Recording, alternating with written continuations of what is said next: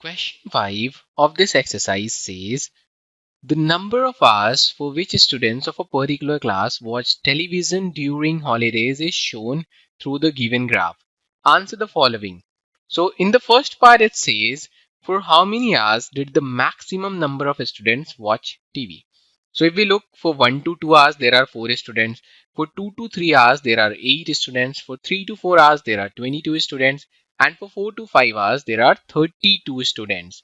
So the maximum number of students watch TV for 4 to 5 hours. So that will be the answer of the first part. Now let's have a look into the second part. How many students watched TV for less than 4 hours? So here is 4 hours, and if we have to find how many students watch TV for less than 4 hours, so there are 22, 8 and 4. So if we add them together, 22 add 8 is 30.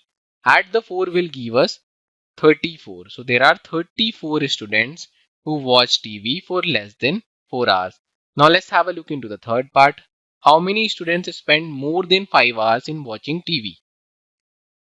So if we look into the graph, here is 5. So for more than 5 hours, there are 8 students as well as 6 students.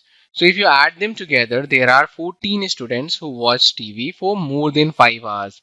So for more than 5 hours, it is 5 to 6 hours, which is 8 students, and 6 to 7 hours, which is 6 students. So altogether 14 students are there who watch TV for more than 5 hours. To learn more about how QMath can help you crack school and board exams, explore QMath Leap, a live online classroom program run by highly experienced and committed teachers.